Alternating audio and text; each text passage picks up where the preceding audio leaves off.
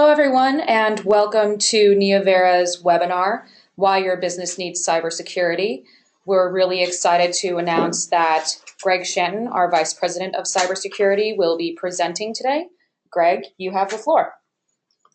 Great, thanks, Alex. And again, welcome to our webinar today. And today we'll be going over why your business needs cybersecurity. Along the ways that if you do have questions, you can go ahead and fill out online through the GoToWebinar we have here. Any questions you have during my slide presentation here, and then we will have some questions we'll go ahead and answer afterwards as well.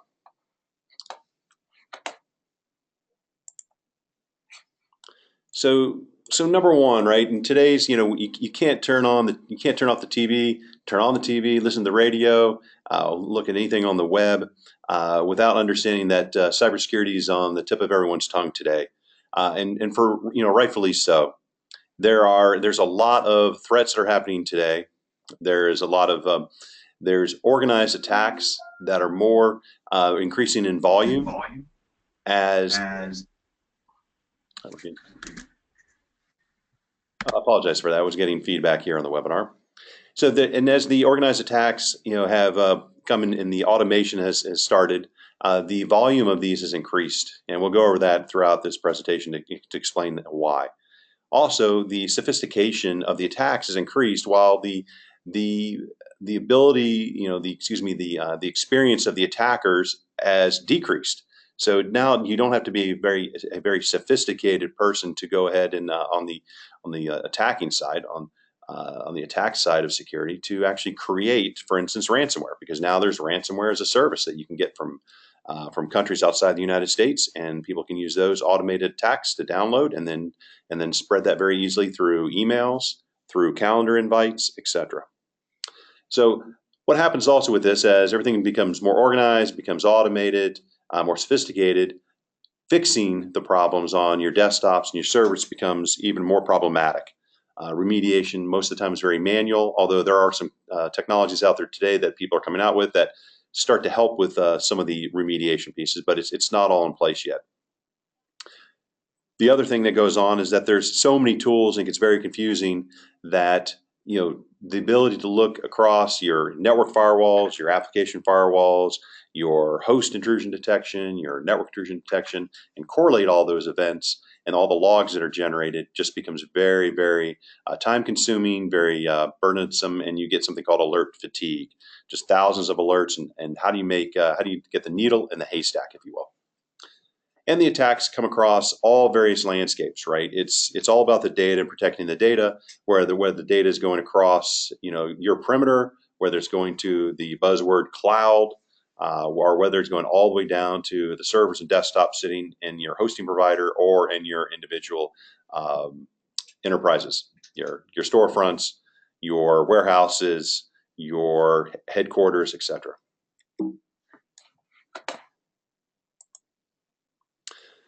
So the number of instances is huge. Going from all the way back from 2011 all the way till currently into 2016. Roughly, you're talking about 70 million different incidents, over 490 million already in 2016. And you can see at the bottom right where that is coming from, the statistics. But if you think about it, you get hundreds of thousands of new malicious programs that are being built every day and coming to attack all of us.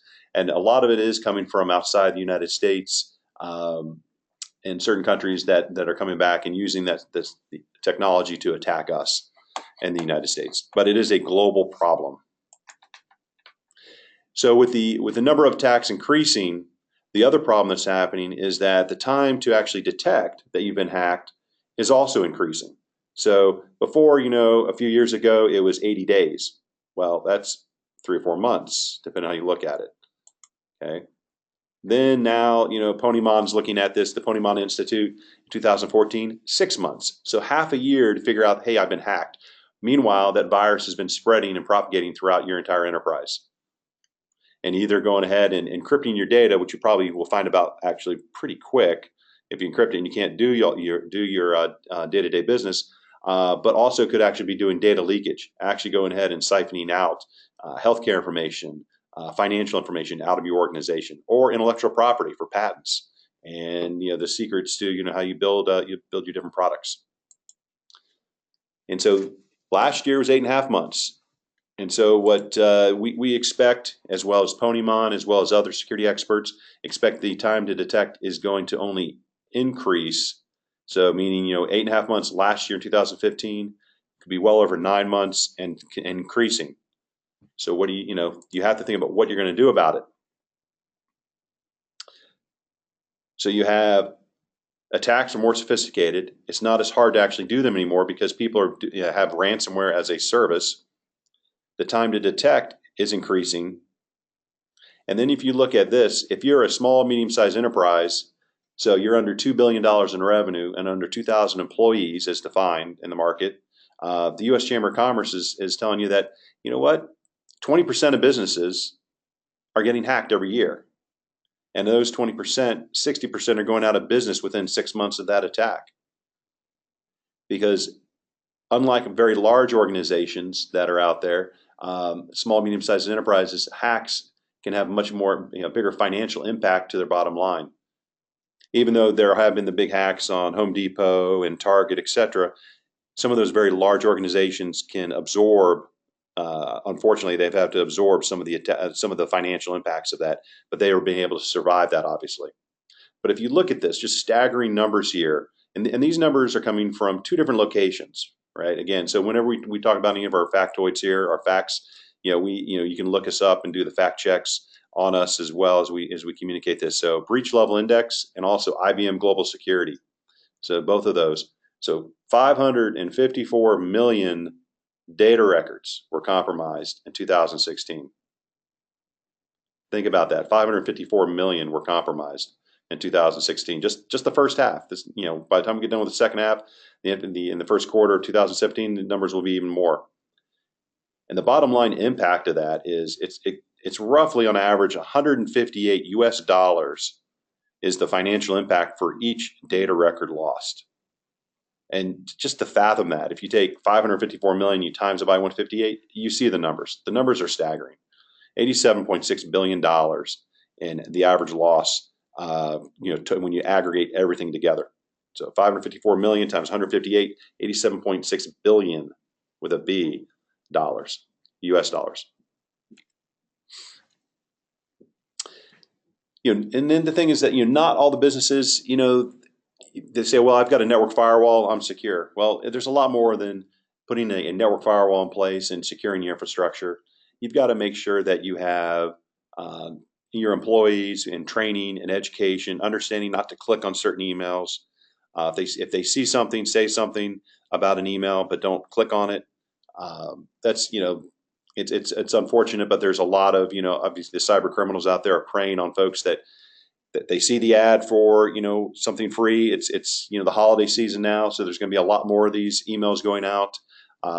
Get discounts from your favorite retailer, and there's going to be ones that are false, that are actually going to be malware that's being tried to be spread through, taking advantage. Hey, get a 50% discount at your local diner, your local retailer.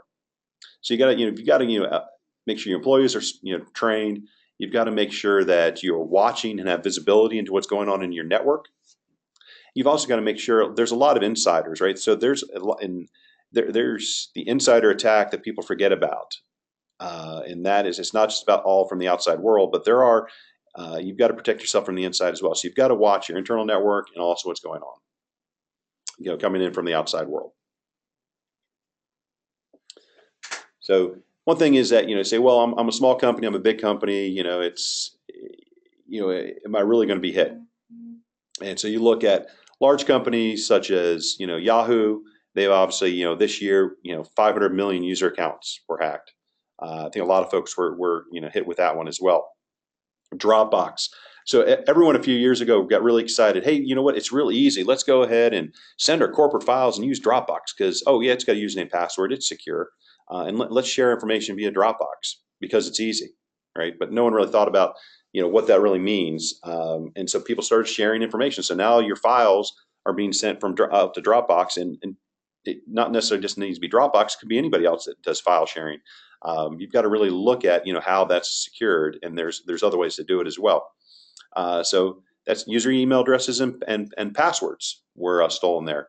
And of course, I'm sure no one uses the same password for more than one system, or has a very similar password from multiple systems.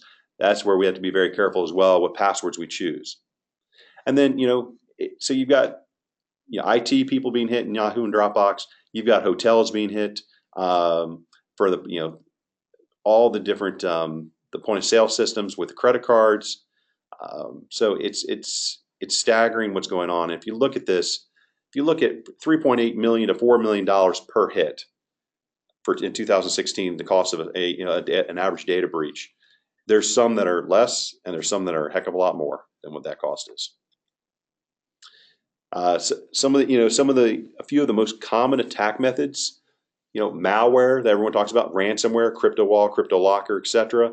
The phishing emails that we get, and again, they're getting more sophisticated. That not only are they sending out specific, very targeted emails. You get one. It supposedly looks like it's from your bank, and they say click here because you need to reset your password, and you find out the hackers are getting very good. It's not really from your bank, it's from them, but everything looks great, and even the English spelling of everything and the grammar it's much better than it was in the past. They're very convincing. And also if you from, again, online retailers as well, or from you may get something from your carrier that you only have, let's say, TV with through and your television and your phone with, but you don't have wireless with. They'll guess you have wireless, so people will go ahead and send that to you as well. So they know who you are, they know your emails, they come at you that direction. And again, the other thing to watch out for nowadays, and I've seen this myself personally, is calendar invites for a lot of things that they're trying to get more information out of you. Well, they'll send you like a Microsoft Outlook invite to you, and then they're trying to spread certain infections that way as well. There's also something around the denial of service attack, or DDoS, and you can think about this as if you were driving on the highway and all of a sudden it got super busy. You're here local in the Washington D.C. area. You're on Route 66 or 495 or 270 in the middle of rush hour, and everything comes to a standstill, and it's bumper to bumper traffic. You can think about that, or if you're in LA, or if you're in Boston, etc., with all the bad traffic, you can't get in and out to your websites. You can't get in and out to your systems, and more importantly, your clients cannot get there either.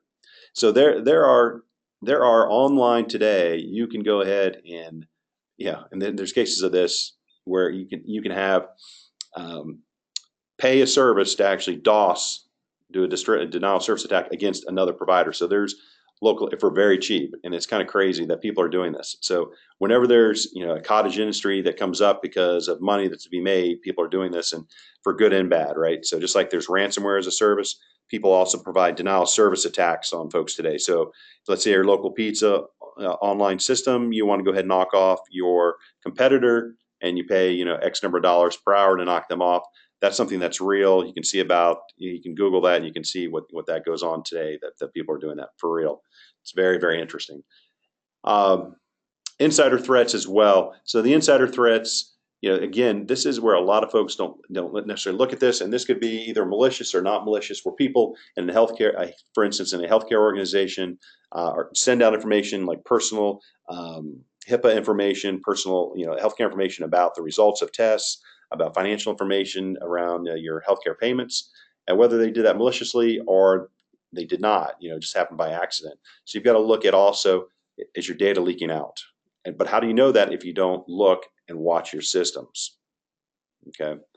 You can also have malicious users inside that can very easily go ahead and do things and do encrypted anonymous connections coming from the inside going out to connect to other parties out, and then siphon information out that way also. So those are things that you would want to stop as well. So those are through like anonymous proxies as well as through encrypted tunnels, and there's various ways that people do that today, and then connect out to things, as people talk about, like the Tor or the Onion network, etc., out there on the internet. With all that, there are many of the industries for folks have regulations, and you need to be compliant with those regulations. Whether you're talking finance and HIPAA or GLBA, whether you're regulatory in nuclear, power, et cetera, with NERC, or whether you're healthcare with HIPAA. There's all compliance requirements that set forth really good guidelines. A lot of them are based on the same security standards across the board. But a lot of it really has to do with getting the systems in place, having visibility into what is going on, and being able to report on it. So that's the bottom line there. So if you look at some of the best ways to protect your data today, right? There are a number of known ways that you got to make sure that beware of the security protocol standards of third-party vendors and hold them accountable. So if you have HVAC systems, for instance, and those folks are coming into your enterprise, a la the Target hack. What happened there was that someone broke into the HVAC systems. They broke into the HVAC contractor, and they were able to jump over to the Target systems, and then they were able to jump around inside the Target network because of some insecurities that were done. So you need to make sure that you hold your third-party vendors accountable. In this case, any of your supply chain accountable. The other thing too is around, there's a lot of technology that's out there, and with the technology for security, you've got to make sure it's configured right. You've got to make sure it's managed appropriately. You've got to make sure it's monitored appropriately, so you understand what is really going on in your network. And then also as well, from when you look at a lot of the attacks that go on, a lot of the attacks are coming from overseas, to the United States, whether it be over in China, whether it be from some of the European organizations, or whether it be from Asia.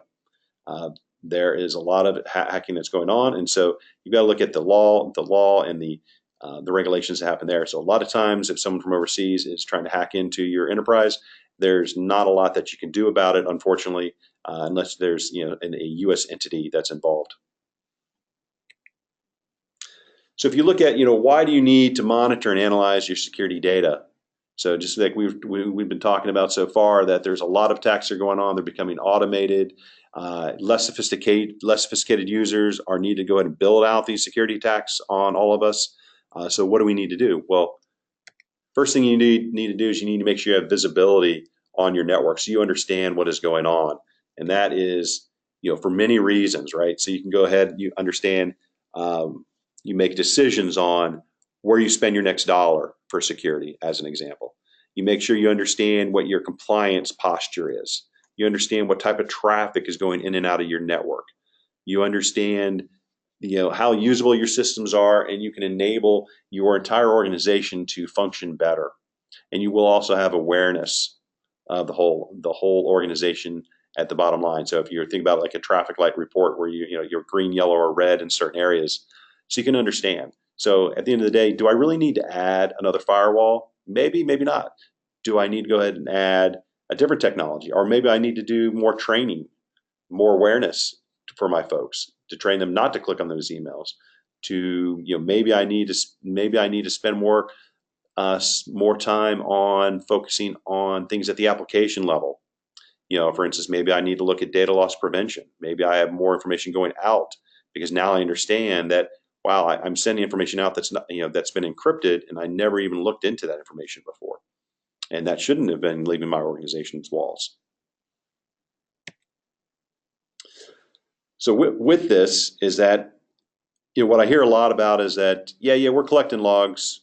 We've got certain technologies in place to collect logs. We're logging everything. That's great. But what happens is you get the old buzzword, buzz phrase, alert fatigue. You get all the logs. Do you know what's really going on in all the logs? You get, like for instance, the one organization here with 60,000 security alerts. It's a lot of security alerts. And so then, what is happening to ITs? They basically become desensitized to everything, and they just ignore it. That's what happens a lot of times. There's just so much going on that you can't handle it, and how do you figure it out? And if you look at this, so there's an organization called SANS. It's been around for a very long time. It's on the bottom of the screen. You can go to the URL and read about the report.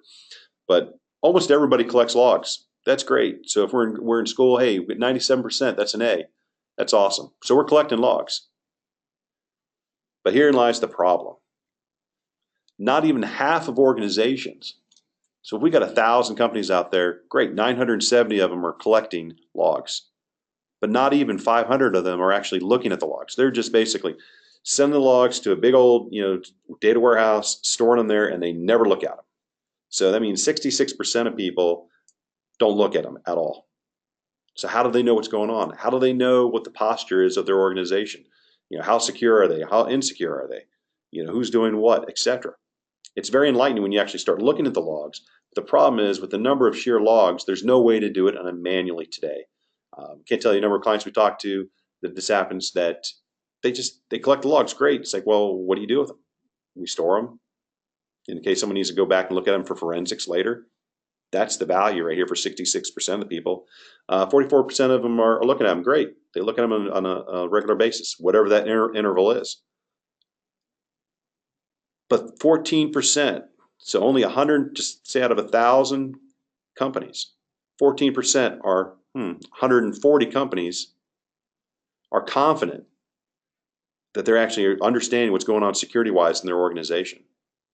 Hence lies the whole problem about visibility and automating this entire process. So what needs to be done is just like we do for business, and we use business intelligence tools for understanding our business, our sales, our marketing, our lead generation. For our service management, we need to do the same thing for security. So we need to make sure we pull the information in. We have the right tools to go through and look at the logs in near real time, and then also historical, so we can understand trending over time to understand where we stand. So we can go ahead and prevent, detect, and then remediate attacks. So how do we do it? Well, the first thing is that what this graphic is depicting here is that you get millions of events that happen every day on almost everyone's network. And so what we do is, like I said, is that there's no way to do it manually. You can't have humans just look at it. You'd have to have thousands of humans look at the logs. So yes, like we do have security experts. We have a 24/7 Joint Security Operations Center. We use automated tools to look through that. We build directives and we automate, looking at the events, understanding in the needle in the haystack out of thousands of events, the one thing that they need to focus on to drive out, or the handful of things that they need to focus on. And then the processes that allow that to happen as well, to automate that as well. So you need to do automation through the tools and processes, and then the security experts as well, to go ahead and take basically the whole entire event funnel from millions down to thousands, down to hundreds, down to tens, down to what you need to focus on. And as I said, there's a couple buzz phrases that people talk about. One is, that what's very critical is about continuous security monitoring. Never stop monitoring. So it's like being hooked up to, if you will, like an MRI or a CAT scan or an EKG 24/7 to understand the current state of everything that goes on. Get your network, your servers, all the communication that's going on in your network, so you have a near real-time picture of what's going on, what's going in and out of your network, what the traffic is going on within your network, etc.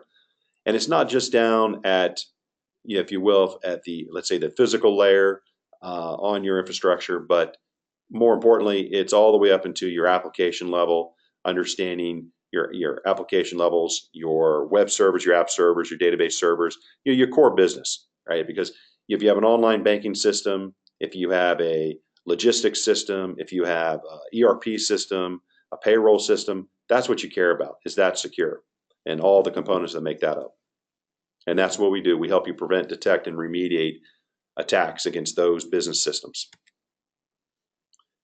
With that as well, the one thing that we do is we provide dashboarding for you to look at that's near real time, and then to understand what your threats are, what your posture is, etc.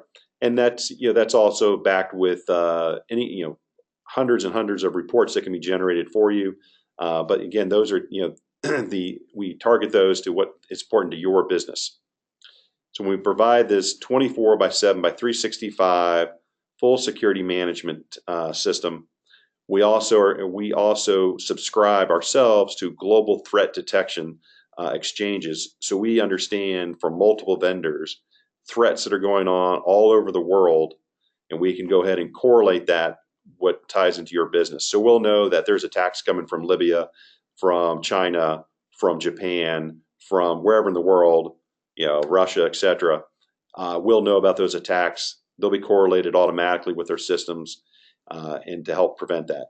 So our systems also, work with reputation-enabled defense systems as well, because every website in the world has a reputation that's assigned to it, from a scale, and we can also block automatically the systems for you that are known to be bad, so you don't touch those at all. With that is, you can see some pictures here of our new Vera Security Operations Center. The nice thing about that is it's actually situated in a 5-9 facility designed for N+2, which means that every system is required, it has 2 more than it does. So if it needs 2 networks, it's got 4. If it needs 2 diesel generators, it has 4, etc. So it's a secure facility with biometric sensors, to get into the physical locations, right? Man traps, and security guards 24/7, video monitoring on everything. So very highly secure, highly redundant system, and between multiple data centers as well that we have as well, and that's manned with a manned 24/7 with a 3-man system. Now this is a little bit of an eye chart, but you can see at a very high level some of the things that we provide. We provide, from on the far left, you'll find a lot of vendors will piecemeal. We'll back up for 1 second. So you'll find a lot of vendors will go ahead and charge you for every little line item, and there's a whole bunch of hidden charges. We don't do that. We're very upfront about how we package our services up. We make it easy for you to purchase. We make it easy for it to be delivered, and then it's very transparent on what everything has in it and what everything does not, what everything is not included. So you understand what is and what is not included. Starting with the most basic package around managed intrusion prevention, a managed UTM, or another buzzword is next generation firewall that the industry calls it.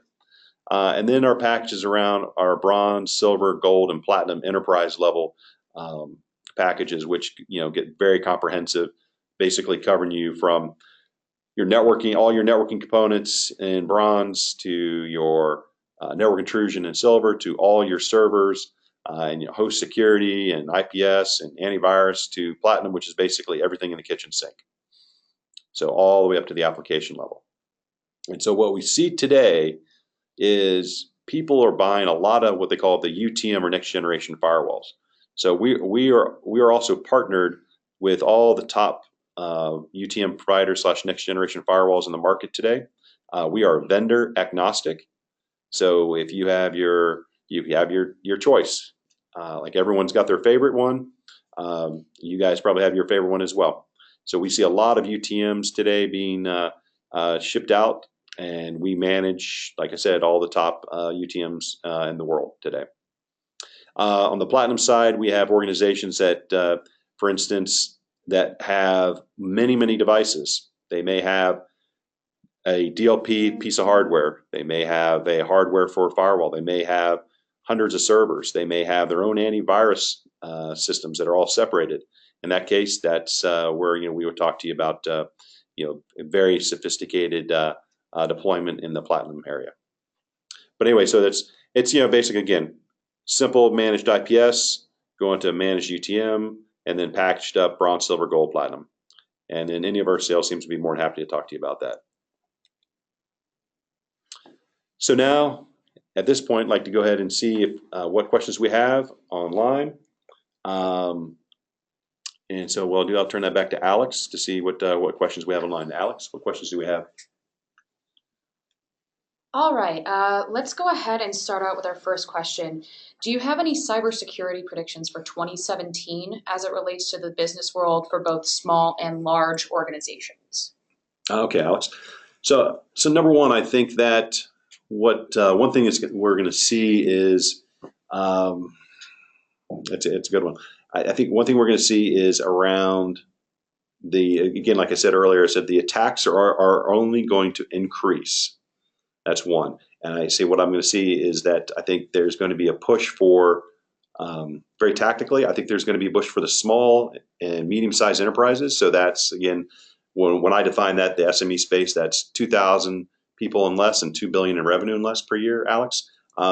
That's going to be where we're going to see a lot of the UTMs roll out because they are very cost effective and they have a lot of features all built into them. So I know that's more of a technical answer for that. So the attacks are going to increase. I think the UTMs, the small organizations, are going to help them out with that. I also think that you're going to see a lot of push for the integration of some of the technologies with secure Wi-Fi, with the UTMs, and then also the threat and endpoint security is all going to become integrated. And I think that's something that is needed. So I think that's something that's going to happen for both small and large organizations. So the combination of again of the network firewall is a commodity. Really looking at the UTMs or the application level firewalls coming back into play with secure Wi-Fi, which is huge, as well as in the threat detection and remediation pieces tied with the endpoint security. All that's got to be integrated together.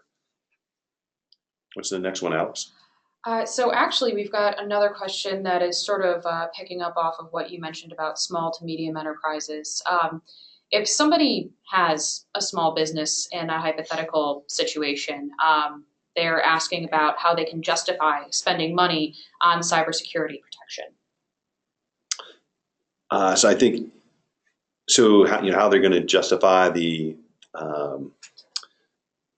see what how are they going to go ahead and justify the buy of security? So Yes. okay. Yes. I think you have to look at a couple different things. I think one is that I'd like to say, hey, it's a business enabler, right? That's but quite frankly, I think what's happening is that I think you have to look at the attacks that are going on, and what I see in that particular instance is that actually I see the spend, quite frankly, in small and medium-sized enterprises actually after something's already happened. So trying to justify it, beforehand to say, hey, we have all these different attacks that are going on. This is what we need to do and to spend it. And the problem is that again, going back, like it says, related to the first question, is really like those UTMs and secure Wi-Fi is very cost effective for small and medium-sized enterprises. So that's where I'm seeing where they can actually get the best bang for their buck is that. But I would like to say business enabler, but I don't think that I haven't seen that to be very effective for small and medium-sized enterprises. I think it's more about compliance for small and medium-sized enterprises, especially in the financial area for like regional organizations, credit unions, for healthcare organizations. So around compliance, they need to do it. So it's more regulatory compliance driven. It's more about they've had an incident. I would love to have everyone be proactive with it. And to say like we can't afford to be hit, even if they're not in a compliance, regulatory environment. That would be the ideal state for myself. But okay, what's the next one we have? So the next one is, let me go ahead and take a look. Obviously a lot of employees are working remote these days or, use their mobile devices to answer emails and jump onto conference calls and the like using, Wi-Fi and other connectivity. But how would you suggest as a business owner being able to secure the environments that are sort of outside of your, let's say, main office space? So if you do have a lot of remote workers or you do have a lot of people that are mobile device reliant. Yeah, it's a great question. So yeah, mobile security is always problematic, right? So I think you need to look at a couple different things. One is if it's, and that doesn't even mean like bring your own device, right? So it's like if it's a corporate issued mobile device, iPad, iPhone, Android, etc., right, laptop, mobile device management, you've got to have that MDM, right? So if a laptop is stolen, iPad is stolen, you can use the mobile device management, and you can shut it off, and you can just basically format the drive and get rid of it. Make it not be able to work. That's one thing. That's the extreme. But you definitely need mobile device management to manage it. The other thing too, and I failed to mention earlier on this, was that kind of on when you're talking about some of the trending pieces as well, is that what the trend is that's happening is that these devices are starting to converge. And so what happens is that you have the converged devices. Again, I keep on talking about the UTMs, the UTM space, plus what all the UTM, the top 4 UTM providers are all doing is that they have the UTM product. They're getting the secure Wi-Fi integrated with it so that some of your mobile devices while you're there local, right? Or BYOD, bring your own device. But also, they're also providing mobile security to various, whether it's a Mac laptop, whether it's an Android phone, or whether it's an iPad or an iPhone. They're providing the mobile device management. They're providing mobile security to those devices. They're not all the way there yet, but they're working in that direction. So that's something that's going to be very interesting. So the ability to have from all that linked together. So if you log on, let's say you take your mobile device and you go to Starbucks and you're surfing as you're drinking your coffee, and somehow your mobile device, laptop or iPad, iPhone, Android gets infected, you bring it back into your headquarters, right? So it's kind of like in the real world, you get a virus, you bring it back into the house or your office, and you spread that virus by accident, by sneezing, right? Something along that lines. Same thing here with technology. So you come back and you log on to your local Wi-Fi. So what happens in that case is that, let's say, for instance, you got infected. You come back into your enterprise and you plug in, and all of a sudden, these devices then would recognize, hey, this is either it's a non-compliant device, it's an infected device, and then will shut you out and won't let you actually surf the internet, won't let you get access to other locations, right? But again, that's assuming that you actually manage your devices like your UTMs correctly. You actually have rule sets put in place to say, hey, to do that. Right, and you can do that today. There are products out there today, this month, today, in December, that do that in December 2016, and they're only going to get better. Great, and I believe this is our final question, unless any others come in. What are some suggestions that you have for determining the best cybersecurity protection for a specific business? I think you have to look at the first thing is you have to understand, number one.